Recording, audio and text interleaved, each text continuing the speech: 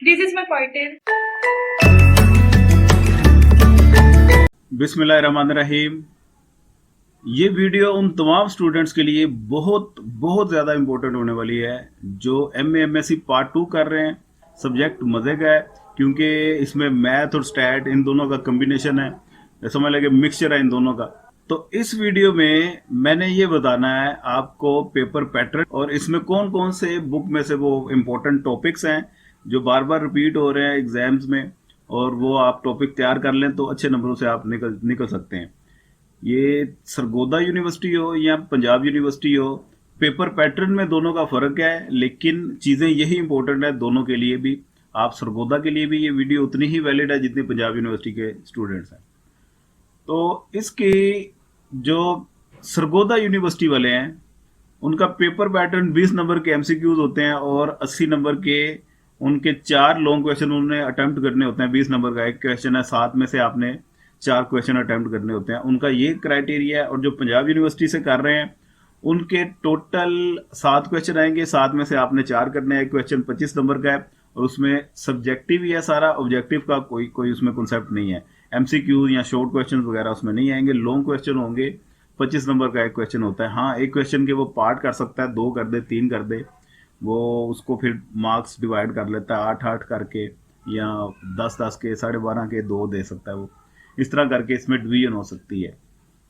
Topics पे आते हैं, इंपॉर्टेंट टॉपिक कौन कौन से हैं।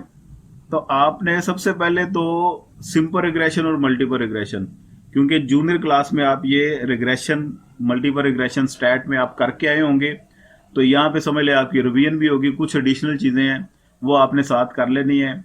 उसमें कुछ टेस्टिंग है, वो उस पर आप ज़रा थोड़ा सा फोकस ज़्यादा करेंगे। इम्पोर्टेंस है कोफिशेंट्स की, वो ज़रा आप देख लेंगे।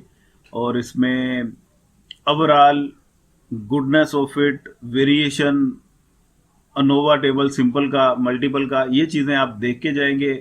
Total variation, explained variation, unexplained variation, model की टेस्टिंग किसे कहते हैं, एस्टिमेट कैसे होते हैं, OLS टेक्निक कैसे लगते हैं सिंपल में, मल्टीपल में, मल्टीपल के इसकी डिफरेंट टेक्निक्स कौन कौन सी हैं वो आपको पता होनी चाहिए। ये सारा सिंपल और मल्टीपल का काम करेंगे अल्लाह के हुक्म से। एक क्वेश्चन तो आपको आ जाएगा। एक क्वेश्चन का मतलब 25 नंबर का काम आपका हो गया। पंजाब यूनिवर्सिटी वालों का, उधर से सरगोदा वालों का भी एक क्वेश्चन निकल आएगा। किस्मत अच्छी हो तो इसमें से 2 क्वेश्चन भी आ सकते हैं। जी हाँ, अभी रिसेंटली जो इकोनोमेट्रिक्स के पेपर हुए हैं पंजाब यूनिवर्सिटी के, सिंपल रिग्रेशन का एक क्वेश्चन आया हुआ है 25 नंबर का, एक 25 नंबर का मल्टीपल से आया हुआ है। 40 नंबर टोटल चाहिए आपको पास होने के लिए, और 50 नंबर का इन 2 चैप्टर्स में से आ गया। और क्या चाहिए? उसके बावजूद बच्चों ने राब्ता किया, उनकी सप्ली आई हैं। आप इमेजिन करें कि अल्लाह ही हाफिज है फिर तो ये तो एक टॉपिक आपने तैयार कर लेना डिटेल में। इसके बाद जो दूसरा काम आपने करना है, आइडेंटिफिकेशन। आइडेंटिफिकेशन में से एक क्वेश्चन आ जाता होता है, वो आपने लाजमी करके जानी है। आइडेंटिफिकेशन के डिफरेंट मेथड्स कौन से हैं, रिड्यूस फॉर्म इक्वेशन है, ऑर्डर कंडीशन है, रैंक कंडीशन है, और ISLS कब लगता है, 2SLS कब लगता है, ये सारा काम करेंगे। एक क्वेश्चन इसमें से निकल आएगा। ठीक हो गया जी। इसके नंबर पे, तीसरे नंबर पे आप वायलेशन ऑफ OLS अजम्पशंस, जिसमें हेट्रोस्किडास्टिसिटी हो जाती है, ऑटो कोरिलेशन की प्रॉब्लम आ जाती है, मल्टी कोलिनियरिटी हो जाती है, ये सारी वायलेशंस हैं। इनकी टेस्टिंग आपने करनी है। उन टेस्टिंग में से एक क्वेश्चन आ जाता है, मसलन कि हेट्रोस्किडास्टिसिटी, इसको डिटेक्ट करने के लिए 2 टेस्ट है हमारे पास। एक तो सुपीयरमैन रैंक कोरिलेशन टेस्ट है, ये जरा इजी है। दूसरा गोल्डफेल्ड क्वांट टेस्ट है, ये उसकी निस्बत थोड़ा सा डिफिकल्ट है, लेकिन है दोनों काम मजे के हैं। सुपीयरमैन रैंक कोरिलेशन में हमने एक्स का और ई के कॉलम का वो ऑर्डर करना होता है, ई की एब्सोल्यूट वैल्यूज का, उसका डिफरेंस निकालना होता है, और डी का कॉलम जो निकला है उसका स्केयर लेना होता है। ठीक है, ये इसका फार्मूला आप बुक में से जब प्रैक्टिस करेंगे आपको पता चल जाएगा। गोल्डफेल्ड क्वांट टेस्ट में क्या करना होता है जी, आपने पूरे डाटा को 2 सबसेट में डिवाइड करना होता है, और 2 सबसेट के ऊपर अलग-अलग आपने OLS टेक्निक लगा के आपने 2 इक्वेशंस को एस्टिमेट करना होता है। Summation E2 square over summation E1 square, ये इसका फार्मूला है एफ की वैल्यू निकालने का। एफ की वैल्यू को फिर उसके साथ कंपेयर करना होता है टेबल की वैल्यू के साथ।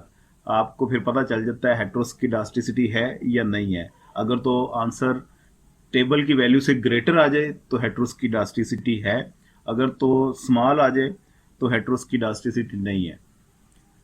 ये होगी। दूसरे नंबर पे ऑटो कोरिलेशन या सीरियल कोरिलेशन, इसको फाइंड करने के लिए एक बड़ा फेमस और इम्पोर्टेंट कॉन्सेप्ट है, टेस्ट है, डर्बन वाटसन टेस्ट।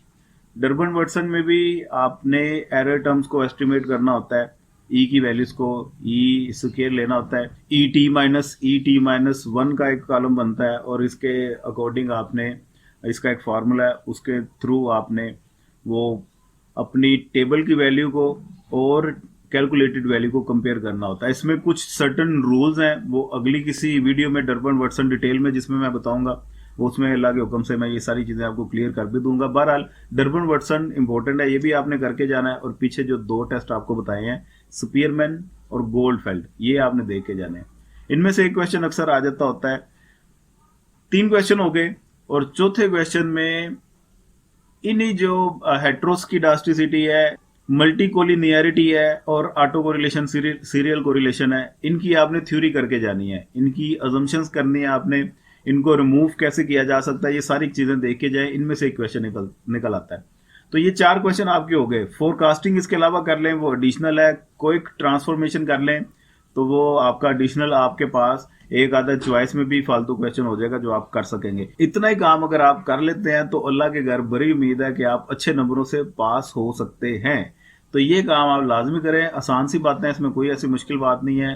अल्लाह का नाम लेके तैयारी इसकी स्टार्ट कर दे। मजीद कोई प्रॉब्लम आए तो आप रब्ता करें। इसके नोट्स मैंने बनाए भी हुए हैं, वो आपके साथ जहाँ भी ज़रूरत होगी मैं आपको शेयर भी कर दूंगा। मेरा व्हाट्सएप नंबर ये आपको शो भी हो रहा होगा स्क्रीन पे, डिफरेंट इंटरवल्स के साथ ये स्क्रीन पे अपीयर भी हो जाता है, वो वहाँ से आप नोट कर लें। व्हाट्सएप पे मेरे साथ रब्ता करें। इसकी ऑनलाइन क्लासेस अगर लेनी हो तो टीम हमारे पास मौजूद है, वो आपको ऑनलाइन क्लासेस भी हम दे सकते हैं। किसी को कोई प्रॉब्लम हो तो वो रब्ता करें, नीचे कमेंट्स में मुझे बता सकता है। ये वीडियो को अपने दोस्तों के साथ लाजमी शेयर करें। अपना ढेर सारा ख्याल रखें, दुआओं में याद रखिएगा। पाकिस्तान जिंदाबाद।